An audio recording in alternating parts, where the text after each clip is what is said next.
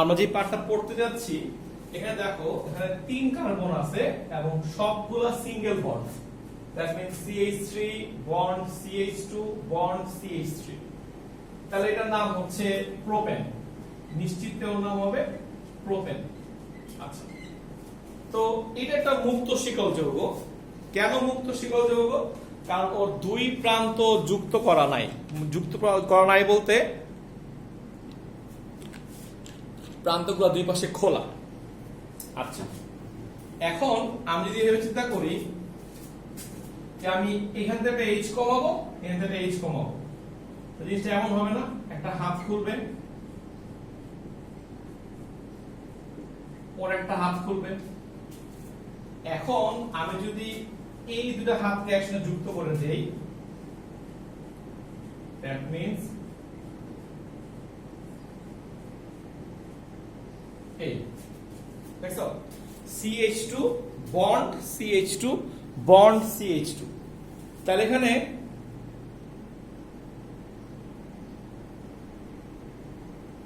কে লিখছে? ফারদিন ফারহান, জুতা খোলা পিটাবো ফাজিল। আমি প্রত্যেক ক্লাস ভিডিও করি, শয়তান এতক্ষণ আছে বুদ্ধি। শায়দ ভাই আমাকে শিখছে এই বুদ্ধি, আর একা আমার শিখায়। আচ্ছা শুনো, আমার ক্লাস ভিডিও হচ্ছে, সমস্যা নেই। আচ্ছা, সেটা হচ্ছে CH2 bond CH2 bond CH2। তাহলে এখানে কয়টা হলো চিন্তা করো? 3টা, 1 2 3। কিন্তু এখানেও 3 কার্বন, এখানেও 3 কার্বন। পার্থক্যটা হইতেছে যে উপরেরটা হচ্ছে মুক্ত শিকল যৌগ, নিচেরটা হচ্ছে বদ্ধ শিকল যৌগ। এই জন্য আমরা বলতে চাচ্ছি যে বদ্ধ মানে হচ্ছে চাক্রিক। বদ্ধের আরেকটা বাংলা হইল চাক্রিক। এটাকে বলতে পারো ইংলিশে সাইক্লিক। কেমন? চাক্রিক সাইক্লিক। সো 3 কার্বন, ওর নাম হচ্ছে প্রোপেন। আবার এটা একটা বদ্ধ, সো ওর নাম হয়ে গেল সাইক্লোপ্রোপেন। ওকে, 3 কার্বন, তাহলে প্রোপেন গোত্রের। তারপর আবার বদ্ধ শিকল যৌগ, এর নাম হয়ে গেল সাইক্লোপ্রোপেন।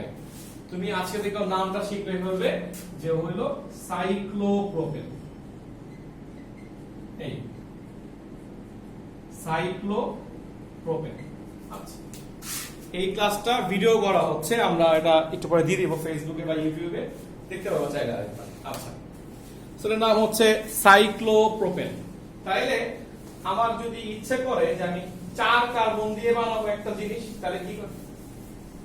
হ্যাঁ, বুঝি নাই। আচ্ছা দাঁড়াও,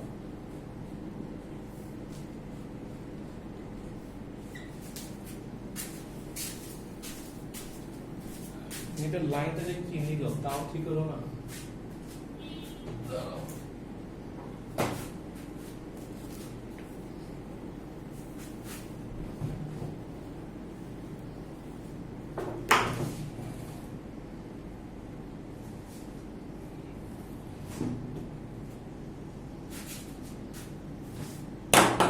যোগটা লিখছি উপরে দেখো 4 carbon, right? CH2 bond CH2 bond CH2 bond CH2। তো 4 কার্বন হলেও নাম হওয়া উচিত বিউটেন। আর যেহেতু আমরা চাক্রিক ভাবে লিখছি, এটার নাম হওয়া উচিত সাইক্লোবিউটেন। তো একটা সাধারণ বুদ্ধি বের করো, দেখো বুঝছো কিনা। যেটার নাম যদি হয় সাইক্লোবিউটেন, তাহলে আমি যদি আরেকটা যৌগ তোমার জন্য লিখি এখানে,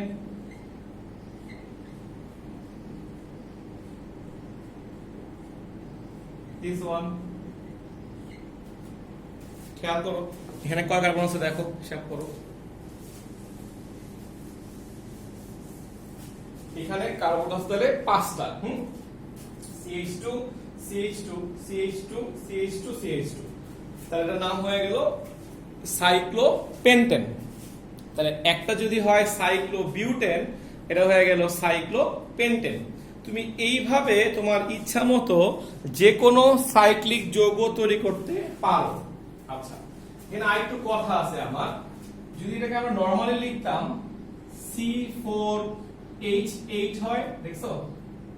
এটাকে লিখতাম C5H10 হয়। ওকে, এখন আশা করি তোমাদের মনে পড়বে আমরা যখন অ্যালকিন পড়তেছিলাম, অ্যালকিনের সাধারণ সংখ্যাটা কি ছিল? CnH2n। আশা করি মনে পড়তেছে। অ্যালকিন ছিল CnH2n। তাইলে খাতায় নোট করে রাখো অ্যালকিনের সাধারণ সংকেত আর অ্যালকিনের সাধারণ সংকেত আর বদ্ধ শিকলের সাধারণ সংকেত আসলে একই। নোট করে ফেলো এটা। অ্যালকিনের সাধারণ সংকেত আর বদ্ধ শিকলের সাধারণ সংকেত একই। অ্যালকিনের সাধারণ সংকেত, কারেন্ট চলে গেছে মানে একটু ওয়েট করা। অ্যালকিনের সাধারণ সংকেত এবং অ্যালকিনের সাধারণ সংকেত লিখে ফেলো এবং বদ্ধ শিকলের সাধারণ সংকেত একই হয়। আচ্ছা, এটার পরে আরেকটা কাজ করো, আমি একটু বলি।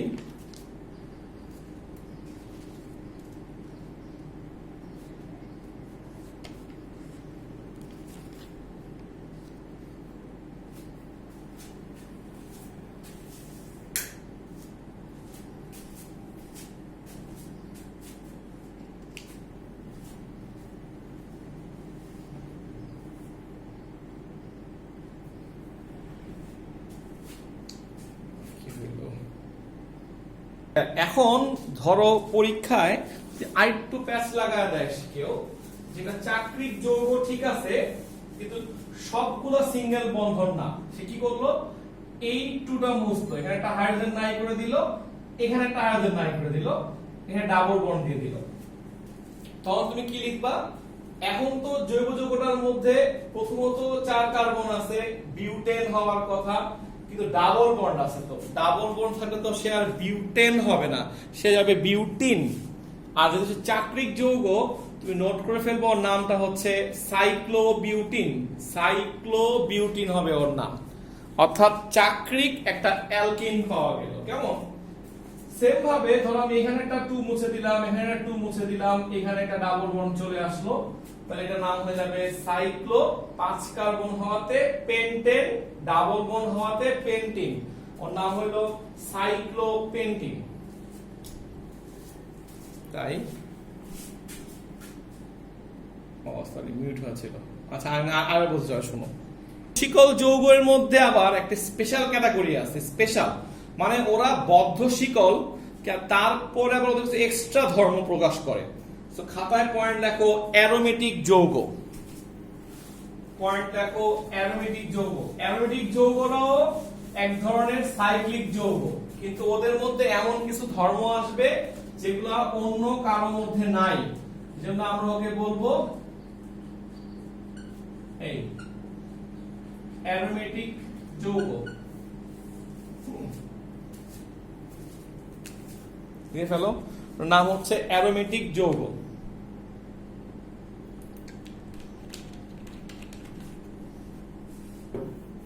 আচ্ছা,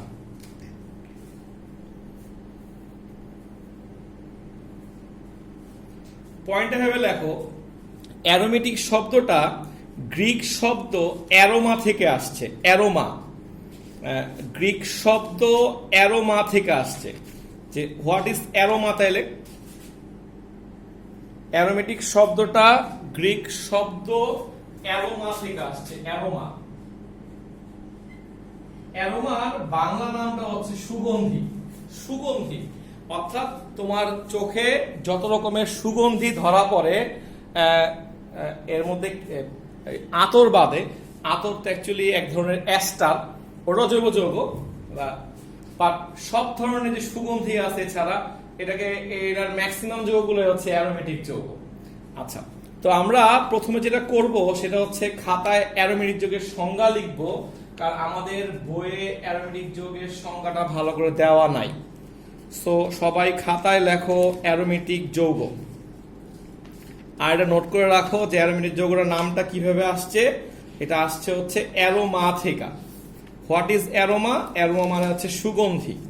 সুগন্ধি হচ্ছে অ্যারোমার একটা বাংলা নাম বলতে পারো আর কি। হ্যাঁ, আচ্ছা, খাতায় লেখো, আমি বলি। যে সমস্ত বলয় আকৃতির, বলয় এখানে লিখবা যে সমস্ত বলয় আকৃতির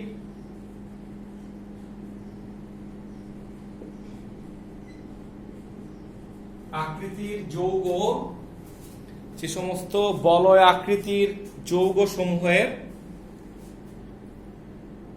যেটা লেখা আমি বলি, যে সমস্ত বলয় আকৃতির যৌগ সমূহের, যে সমস্ত বলয় আকৃতির যৌগ সমূহের, লেখো, আমি তোমার ভিডিও দিচ্ছি তো ওটা দেখতে পারবো, সমস্যা নেই। যে সমস্ত বলয় আকৃতির যৌগ সমূহের ধর্ম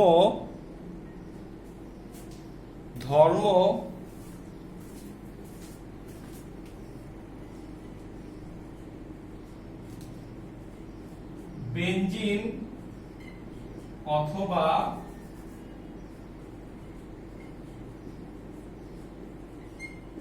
বেনজিনের জাতক সমূহের অনুরূপ,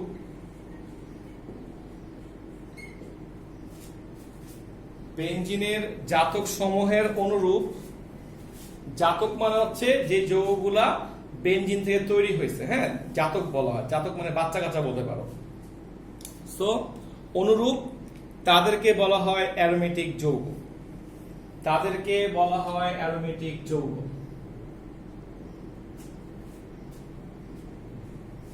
ঠিক আছে, তাকে বলা হয় অ্যারোমেটিক যৌগ। দেখো অ্যাকচুয়ালি তোমাদের 9-10 এর বইয়ে অ্যারোমেটিক যৌগ নিয়ে তেমন কিছু লেখা নাই, আমি একটু বাড়তি পড়াচ্ছি জানার জন্য। তুমি পরের জীবনে এটা নিয়ে একটা অধ্যায় করবা, বিশাল এক অধ্যায় আছে। আচ্ছা, তো এভাবে শিখো যে অ্যারোমেটিক যৌগের প্রথম সদস্যের নাম হচ্ছে বেনজিন। এভাবে লেখো যে অ্যারোমেটিক যৌগের প্রথম সদস্যের নাম হচ্ছে বেনজিন।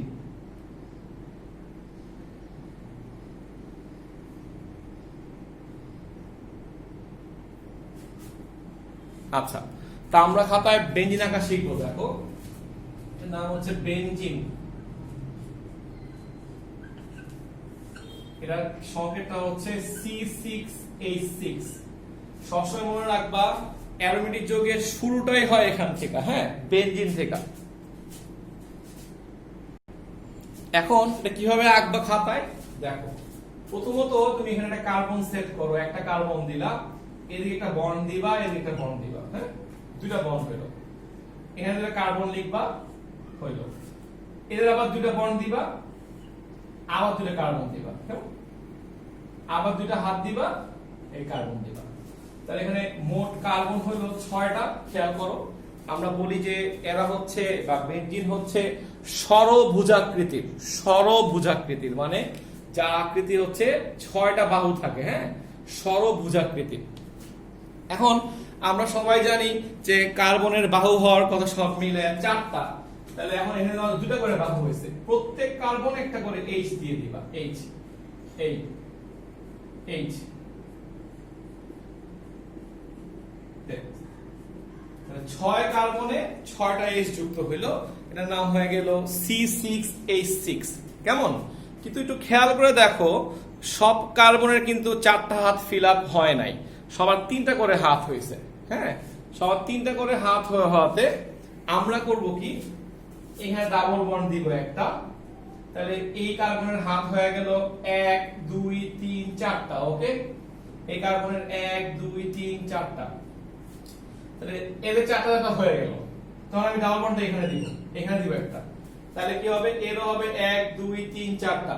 কারো মাথায় ঘুরে যে ভাই এখানে দেন নাই কেন, এখানে তোর হাত 5টা হয়ে যাবে, সো আমাকে দেওয়া লাগবে এইটাই। আর এদের দুজনের অলরেডি 4টা করে হয়ে গেছে। দেখো আরেকটা বুঝাই, যখন তুমি এখানে দিবা না, ওরও 4টা হয়ে যাবে, ওর 4টা হয়ে গেল, সো আমি এখানে দেওয়া যাবে না, দিতে হবে কোথায়, এইখানটায়। সহজ ব্যাখ্যা হচ্ছে ডাবল বন্ড গুলো হবে একটা পর পর। কেমন? তুমি তোমাকে যদি জিজ্ঞেস করে যে একটা বেনজিন চক্রে ডাবল বন্ড কয়টা আছে, বলবা 3টা। ডাবল বন্ড কয়টা? 3টা। এই বন্ডটার নাম হচ্ছে, সবাই জানো আশা করি, এটার নাম হচ্ছে পাই বন্ড। এটা পাই বন্ড, এটাও পাই বন্ড। অ্যালকিন পড়ার সময় বলছিলাম পাই বন্ডের কথা, সো এটা অবজেক্টিভ নোট করে রাখো। বেনজিন চক্রে পাই বন্ধন আছে 3টা। বেনজিন চক্রে পাই বন্ধন আছে 3টা। ওকে, নেক্সট আসো, তাহলে বেনজিন যৌগে 3টা পাই বন্ধন হইলে যদি প্রশ্ন করে বেনজিন চক্রে সিগমা বন্ধন আছে কয়টা, তখন তুমি গণো। এখানে দেখো 1টা 2টা 3টা 4টা 5টা 6টা 6 প্লাস এখানে একটা আছে 1টা 2টা 3টা 4টা 5টা 6টা প্লাস 6, তাহলে কয়টা হলো 12টা। সো সুন্দর অবজেক্টিভ হয়ে গেল বেনজিন চক্রে 12টা পাই সিগমা বন্ধন আছে আর 3টা পাই বন্ধন আছে, তাহলে মোট বন্ধন আছে 15টা। নোট করে রাখো। তাহলে এটা হচ্ছে বেনজিন, সবাই খাতায় এগিয়ে ফেলছো আশা করি। তাহলে বেনজিন হচ্ছে আমাদের অ্যারোমেটিক যৌগের প্রথম সদস্য। আশা করি সবার আঁকা শেষ। হ্যাঁ, তো আমি তোমাকে একটু গুছিয়ে লিখি। যদি এভাবে লেখো তাহলে তো এখানে আমি এটাকে CH এখানে দিয়ে দিই, ওই মাঝখানে বন্ডটা শো করলেও হয় না করলেও চলে। এটা CH, আমি এটাকে CH লিখি, কোনো সমস্যা নাই। এটাকে CH লিখি, এটাকে আমি CH লিখি। দেখছো তাহলে কয়টা হয়ে গেল বেনজিন চক্রে? এইখানে হয়ে গেল CH করে 6টা আছে, তাহলে C6H6। অ্যারোমেটিক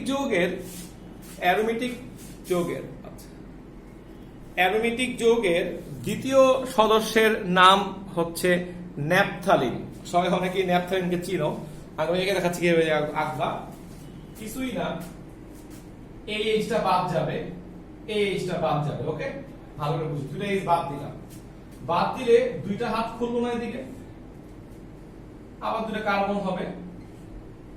এদিকে একটা হাত যাবে, কার্বন হবে, হাত যাবে, কার্বন হবে, হাত যাবে। সহজ করে বলতে গেলে ন্যাপথালিনের মধ্যে দুইটা ষড়ভুজ হচ্ছে, দুইটা। অর্থাৎ বেনজিনে ছিল একটা, এজন্য সে প্রথম সদস্য। হ্যাঁ, এইজন্য সে প্রথম সদস্য। এখন হয়ে গেল এটা দ্বিতীয় সদস্য। কয়টা হলো?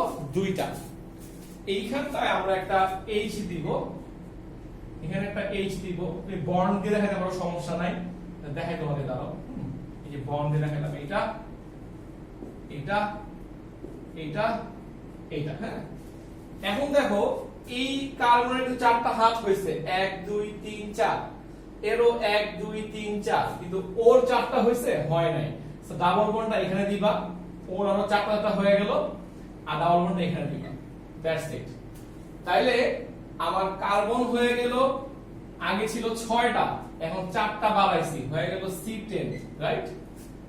আচ্ছা, H ছিল 6টা, 2টা কমাইছি, রাইট? 2টা কমাইলে হয়ে গেল H4, কিন্তু আবার 4টা H বাড়াইছি না, তাহলে এটা হয়ে গেল 8। C10H8 হচ্ছে আমার ন্যাপথালিনের সাধারণ সংকেত। ন্যাপথালিন, হ্যাঁ, নাম হচ্ছে ন্যাপথালিন। সবাই অনেকে চিনো, ওই আমরাতে দিয়ে রাখা হয় তেলাপোকা দূর রাখার জন্য। গন্ধটা অনেক সুইট, অনেকেই ভাল লাগে আমি জানি। এটা হচ্ছে ন্যাপথালিন। কেমন? আচ্ছা, গেল 2 নাম্বার যৌগটা। এইবার আমি তোমাকে এটাকে শর্ট করে দেখাই। এটাকে আমি মুছে ফেলি বন্ডগুলোকে। লিখলাম CH CH CH, একই কথা। হ্যাঁ, ন্যাপথালিন হয়ে গেল। এইবার আমরা যে 3 নাম্বার যৌগের দিকে আগাই, 3 নাম্বার যৌগ আমরা আঁকি যে বেনজিন অ্যারোমেটিক যৌগের থার্ড সদস্যের নামটা হচ্ছে অ্যানথ্রাসিন। লিখে দিচ্ছি আমি একটু পরে। তখন আবার সেম ভাবে একই বুদ্ধি, এইচটা মুছে ফেলবেন, এইচটা মুছে ফেলবেন, এই এক চক্র বৃদ্ধি পাবে, আর কিচ্ছু না। অ্যারোমেটিক যৌগে আমি ওই 3 পর্যন্তই পারি। এরপরে আমাদের এই 3ও কখনো লাগে নাই। অ্যাকচুয়ালি আমরা বেনজিন নিয়ে অনেকদিন পড়ালেখা করব, তো বেনজিন অনেক দিন পড়তে হবে আমাদের। তো বেনজিনের কথাবার্তা শেষ করে জীবন শেষ। জাস্ট উদাহরণ দিলে 3 জনের নাম বললাম, আর কিছু না। হ্যাঁ, আচ্ছা, তাহলে এটা হলো সেম ভাবে তুমি এখানে একটা বন্ড দিয়ে দাও, H H H H, এই হলো আমাদের ডাবল বন্ড। That's it. তুমি এটার নাম দিবা অ্যানথ্রাসিন। এটা একটা ভয়ঙ্কর ঘুমের ওষুধ। এটা হচ্ছে যাদের বয়স 60 বছরের বেশি হয় তাদেরকে এই ওষুধ দেওয়া হয় ঘুমানোর জন্য। এই ওষুধটা যদি আমরা কেউ খাই তাহলে আমাদের মোটামুটি আর মানে উঠা হয় না ঘুমের থেকে, বুঝছো? তিনটে দিন ঘুমাতে পারবো আরাম করে। 4টা H বাড়লো, 4টা কার্বন বাড়লো, 4টা H বাড়ছে, 2টা H তো কম ছিল, তাই না? তাহলে আর 2টা বাড়লো, তাহলে জিনিসটা হচ্ছে এই C40H10, ওর নাম হচ্ছে অ্যানথ্রাসিন। সবাই সুন্দর করে নোট করে ফেলো। কালকে মানে হচ্ছে রবিবার 12টা একটা এক্সট্রা ক্লাস দেওয়া হলো নামকরণের জন্য, সবাই জয়েন করবা, প্লাস আমি ভিডিওটা আপলোড করব, সমস্যা নাই। আর আমাদের রুটিনটা হচ্ছে সোম বুধে 11টায়, আর আমি ট্রাই করব একদিন ক্লাস বাড়াইতে, সেটা বৃহস্পতিবার বা শুক্রবার আলোচনা করে নেব তোমাদের সাথে, কারণ চ্যাপ্টারটা শেষ করতে হবে, সিলেবাস শেষ করতে হবে। আশা করি